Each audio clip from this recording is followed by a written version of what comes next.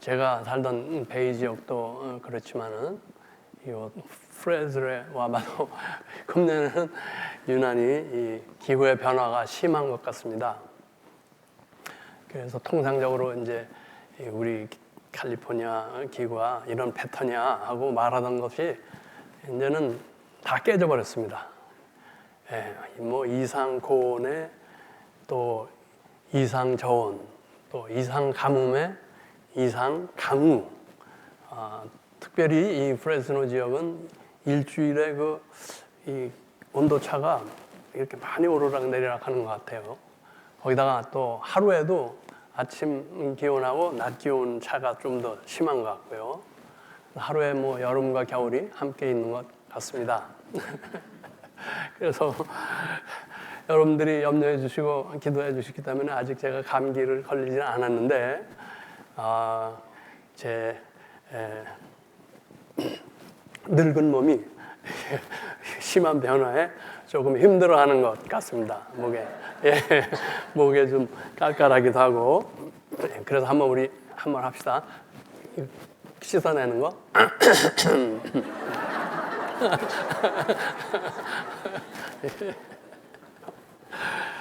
우리가 이 육신적으로도 그렇지만은 정신적으로 이 변덕이 우리를 힘들게 하는 것 같습니다.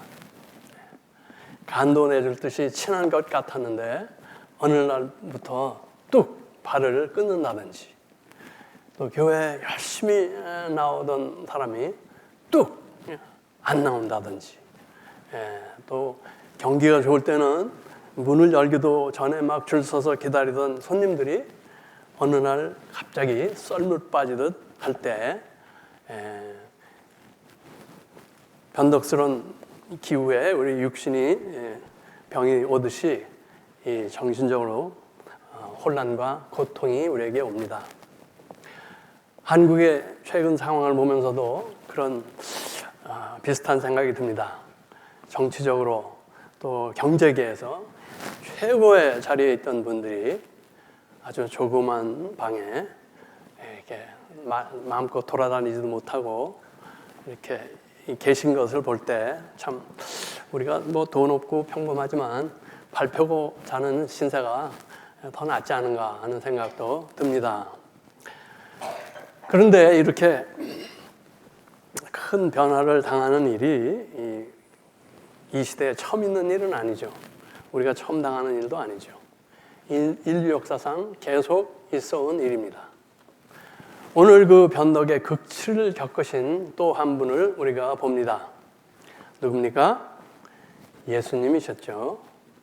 예수님을 보면서 우리는 과연 어떠한 사람들이 되어야 할지 한번 생각해 보기로 하겠습니다. 아시는 대로 오늘은 종려주일인 동시에 고난주일로 지킵니다.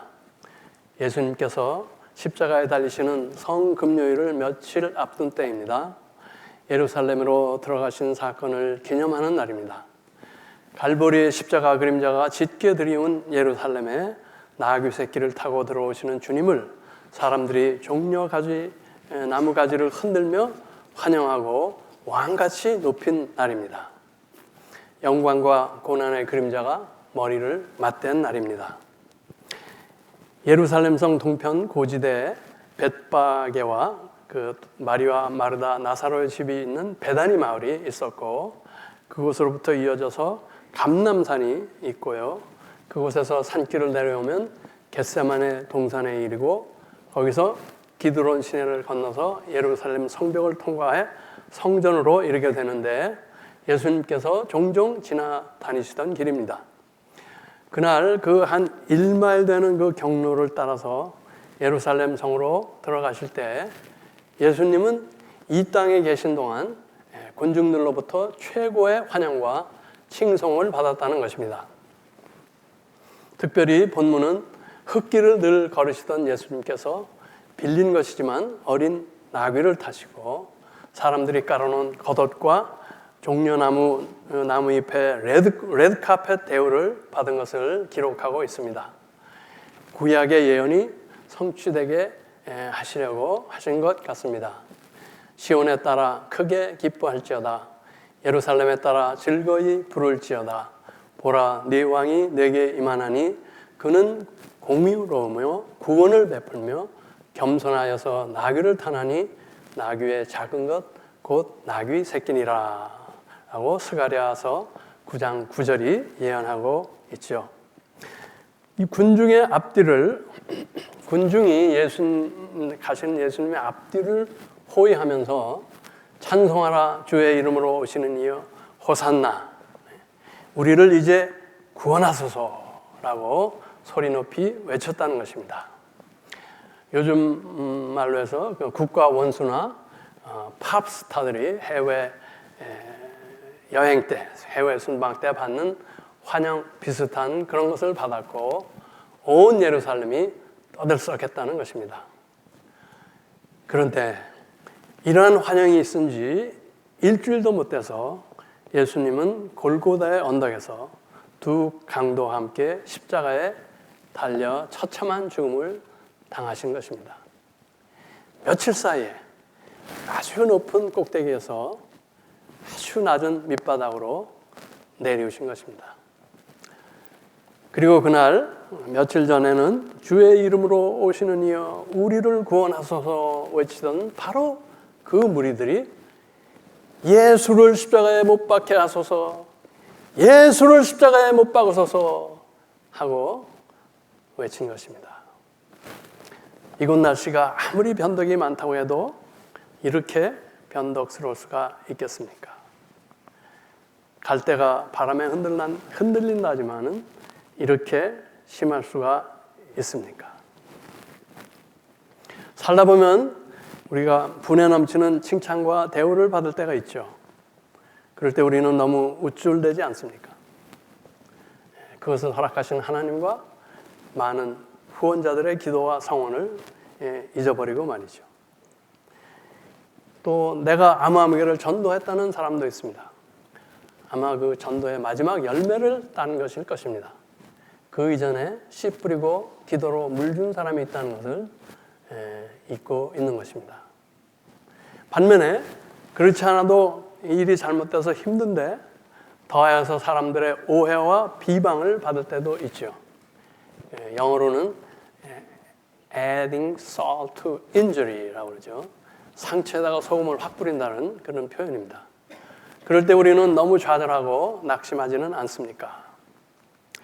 또 좋은 사람이라고 생각해서 정성을 다하던 사람이 알고 보니 그렇지 않아서 실망하는 경우가 있습니다.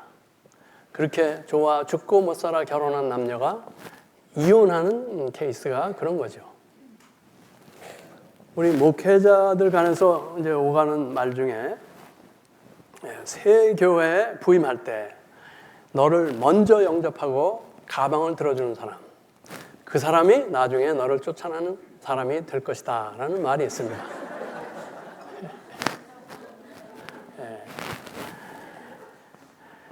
사람이 그렇게 달라졌습니까? 아니죠. 그 사람이었습니다. 우리가 잘못 보았을 뿐입니다.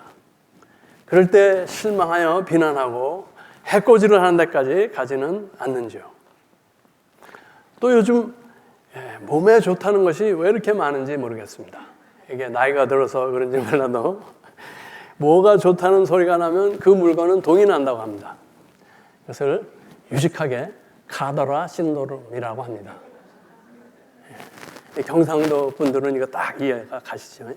경상도 사투리로 좋다 카더라.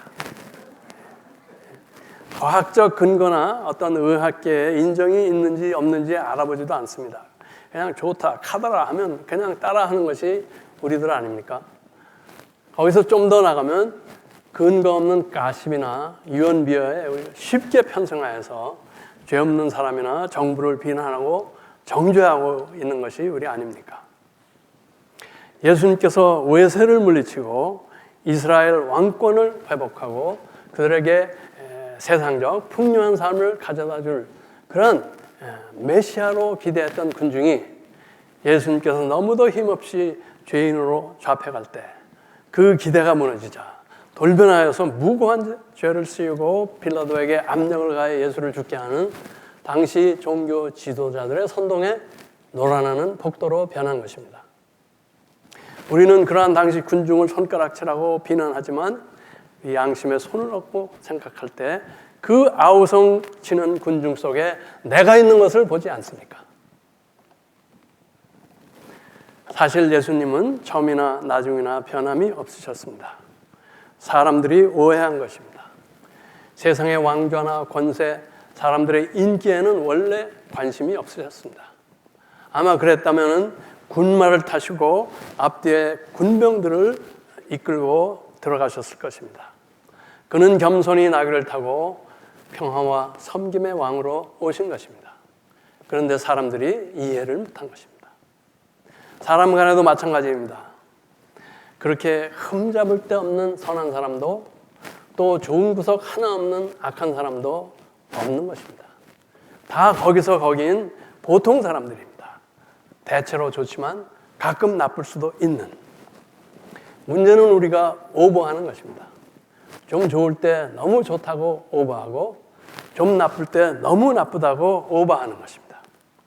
그래서 우리를 실망시킨 사람에게 타당한 정도 이상의 아픔과 고난을 가하는 그런 죄를 범하게 되고 결과적으로 우리 자신을 해치는 것이 우리의 현실입니다. 오직 예수님만이 우리와 똑같은 인성을 입으셨지만 우리보다 더 심한 꼭대기와 밑바닥의 상황을 겪으셨지만 오버하지 않으신 분입니다. 꼭대기의 때나 바닥의 때나 사랑으로 함께 하시는 하나님을 의식하며 또 자기 자신과 인간을 너무나 잘 알기 때문에 오버하지 않으시고 늘 침착한 가운데 순종함으로 사명을 감당하여 하나님께 영광을 돌리신 것입니다. 예수만이 우리를 인생의 롤러코스터에서 구원하실 수 있는 것입니다. 우리는 이 예수님을 믿음으로 바라보아야 합니다. 좋을 때나 힘들 때나 하나님께 영광 돌리기 위해 순종하며 간구와 감사를 올린 주님을 따라 살아야 하는 것입니다. 특별히 우리가 밑바닥에 있을 때 그때가 끝이 아니라는 것을 기억해야 합니다. 사람들이 그렇게 실망하고 분노하여 예수를 죽게 한 십자가의 골짜기는 부활을 가능케 하고 우리의 영혼과 육신을 함께 구원하는 소망의 정상 꼭대기가 된 것입니다. 삼손의 이야기를 아시죠? 그의 괴력의 근원인 그 머리털이 잘릴 때 그는 보통 사람과 같이 되었습니다. 적에게 잡힌 후 눈알이 뽑히고 손과 발이 쇠고랑에 묶여 연자 몇 달을 돌릴 때 그는 가장 비참한 상태로 내려간 것입니다. 하나의 소망도 없고 끝난 것으로 보였습니다. 그러나 성경은 한 구절을 덧붙입니다. 사사기 16장 22절입니다. 그의 머리털이 밀리운 후에 다시 자라기 시작하니라. 밑바닥은 꼭대기의 시작입니다. 삼손의 머리털이 자라나기 시작한 것입니다. 그리고 다시 때가 되어 눈 없이 보지도 못하고 발은 쇠사슬을 끌고 있지만 그는 이전 한창 때보다 더 많은 적을 죽이게 되는 것입니다. 우리는 밑바닥에서 불황에서 가장 낮아졌다, 끝이다 생각될 때 포기하지 말고 좋은 점, 가능성과 소망을 찾아내야 하는 것입니다. 나에게서 또는 상대에게서 아주 조금씩이지만 자라는 머리털을 볼 수 있어야 하는 것입니다. 즉 십자가에서 부활을 볼 수 있어야 하는 것입니다. 여러분은 지금 혹시 골짜기의 때입니까? 가망이 없어 보입니까? 너무 실망하지 마시기 바랍니다. 포기하지 마시기 바랍니다. 그때가 좋은 일의 시작이라는 것을 잊지 마십시오. 기도와 헌신으로 하나님께 더 가까이 나가시기 바랍니다. 하나님께서 우리를 밑바닥으로 내리실 때는 더 큰 일을 위해서 우리의 믿음을 연단하고 시험하시는 것입니다. 그럴 때 흔들리지 않는 믿음으로 형편이 어렵지만 드리는 헌신을 하나님은 더욱 크게 받으시고 좋은 것으로 갚으시는 것을 믿으시기 바랍니다. 아멘. 혹시 여러분 중에 정상의 때를 누리고 있습니까? 감사하고 누리십시오. 단 영광은 하나님께 돌리십시오. 누가복음 12장 48절에 무릇 많이 받은 자에게는 많이 요구할 것이요 많이 맡은 자에게는 많이 달라 할 것이니 잊지 마십시오. 겸손을 잃지 마십시오. 그리고 주님의 일에 더욱 풍성하십시오. 여러분, 우리 교회는 교회적으로 어떤 상태에 있다고 보십니까? 정상에 있습니까? 아니면 밑바닥에 있습니까? 저는 동네 작은 산이라고 말하고 싶습니다. 정상도 있고 골짜기도 있고 그런 산이죠. 지난주 우리가 올라가기 위해서 더 낮아져야 한다고 말씀드렸습니다. 특별히 우리가 영적인 그 빈곤을 알고 영적으로 더 낮아져 계곡으로 들어가자고 말했습니다. 기도로 나가자고 말씀드렸습니다. 하나님의 무한한 자원과 능력을 동원하자고 말씀드렸습니다. 인간의 말과 지혜가 아니라 성령의 능력이 주관하는 교회가 되자고, 그래서 우리의 문제가 해결받고 우리의 꿈이 이루어지는 그러한 체험을 하자고 말씀드렸습니다. 예배 후 여러분들이 설교가 좋았다고 그랬습니다. 그래서 저에게 기대가 생겼습니다. 이제 새벽 기도에 조금 더 나오시겠구나. 화요일 새벽 우리 부부 빼고 4명이 나왔습니다. 가슴이 털컹하고 내려앉았습니다. 아니, 내 한국말을 못 알아듣나? 분명히 설교 좋았다고 그랬는데. 그때 성령의 음성이 들려왔습니다. 네 희생이 없다. 그래서 다른 목사님들에 비하면 아무것도 아니지만 저는 내일부터 한 끼를 금식하기로 했습니다. 그리고 새벽 기도에만 고집할 것이 아니라 새벽에 못 나오시는 분들에 해서 저녁 기도에도 하기로 말씀드렸습니다. 여러분, 이제 고난주간 딱 한 주가 남아 있습니다.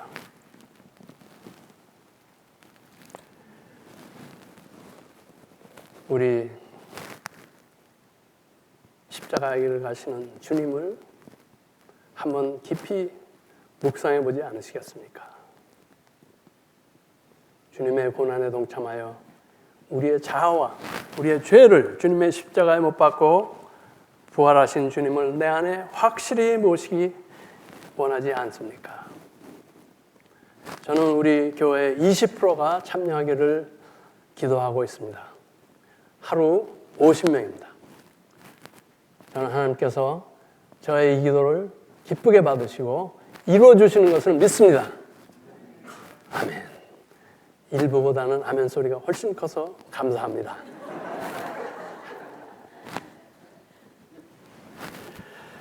오르락 내리락 하는 것이 인심이고 우리 주위의 환경이지만 그것에 따라서 동요하거나 마땅히 할 일을 잊어버리지 마십시다. 항상 변치 않으시는 십자가와 부활의 주님께 우리 소망의 닻을 내리십시다. 우리가 꼭대기에 있거나 밑바닥에 있거나 그분께 우리의 사랑과 순종과 헌신을 변함없이 드리는 우리 모두와 교회 되시기를 축원합니다. 아멘. 기도하겠습니다.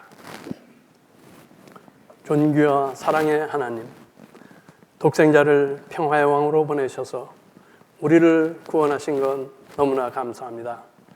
그러나 우리는 하나님의 뜻을 잘 모르고 우리 멋대로 그를 판단하고 대접한 것을 회개하오니 용서하여 주옵소서.